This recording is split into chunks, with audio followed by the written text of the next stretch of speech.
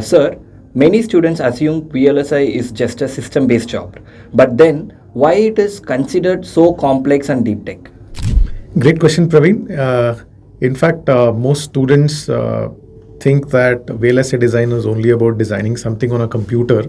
But I'm going to tell you something really amazing about the semiconductor industry and why this is actually a deep tech industry, right? So now, once you do all the designs, you have this analog design, digital design, you go through synthesis, place and route, custom layout, put all your I/O pads, the power supply connections, do everything. And then you make what is called as a GDS. GDS is basically a file format where you are able to transfer your database to the fabrication, right? These fabs. So I'm going to show you. So once you send something to a fab, this fab now is making masks, which is, mask is like a stencil. So they imprint a pattern, and I'm going to show you one template mask. If you can see here, so this is basically an example of a mask. So this mask is very expensive. So think of it like a stencil where a pattern of one layer, it could be either a diffusion or a polysilicon or a gate oxide or a via or a contact metal layers. One of these gets imprinted on a mask, and we use deep ultraviolet lithography to be able to print this. So you can see that if you have a wafer on the bottom, and then you have this UV light that's focusing on this, it'll create a very, very minute patterns. And this masks are very, very expensive because the alignment or the error in this mask is directly related to the technology node. And if you're thinking of 3 nanometer, 2 nanometer technologies, really having this mask so very, very aligned, and the smallest pattern you can generate, which is the few nanometers of transistors, are extremely dependent on the quality of the light source that you use and also the alignment and the accuracy that you can generate with the mask. Now, once you use all these 20, 30, 40 masks, which are now generating all the patterns you connect, and you kind of expose the wafer to some parts where there is light and some parts where there is no light, and then you have the photoresist, you etch all of this.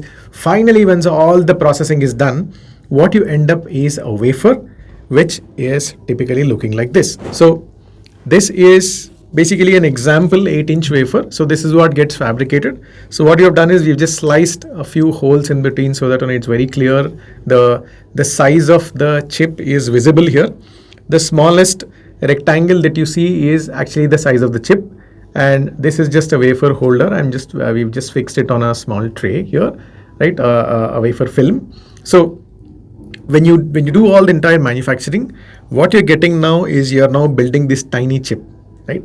And then you take it to a wafer saw where you now slice this. You can now slice this, do all the cross sections, and then you get this one tiny rectangle out, which is basically your chip. And this chip is what goes into a package. Now, for a given wafer, the smaller the size of your chip, the more number of chips you can make. So the cost of a IC is directly proportional to the silicon area, right? Because if you're able to multiply the number of dies by 2x or 3x, the manufacturing cost obviously comes down by that factor. Now, once you are able to, and normally this wafer is usually about 800 to 1 mm of thickness to handle the mechanical strength, to just give the mechanical strength of the wafer. But to really build very sleek watches, iWatches, or very sleek circuits, right? You want to back grind it. So what you do is you take the wafer, you grind this, and then you make it very, very thin, like 100 to 200 micrometer thickness, and that is what gives you now the form factor or the height of your chip. And it becomes very, very important to have very sleek sizes, right? Once you take this die and put it in a package, then what you really get looks something like this, right? So if you can observe this small package, and if you can zoom your camera here, then you would see that this tiny piece of the chip is now getting put in a small package and gets bonded to the pins outside. So this is what I'm showing here is a ceramic package, but you can also have plastic packages, which are very, very common. You can have QFN packages, you can have lead-based packages, and this is what we are used to seeing. So this is what goes on an application board. You solder it, you connect the power supplies, you connect your inputs, and you take the outputs, and then you're ready with your application. So that just tells you that how cool and amazing the whole process of semiconductors is, where you start from the design, you make a GDS file which is ready to manufacture, you actually get it fabricated, and then get it packaged, put it in an application, and then bingo, your phone or your watch or your sensor is ready. And that is the reason why semiconductors is really called as a deep tech industry.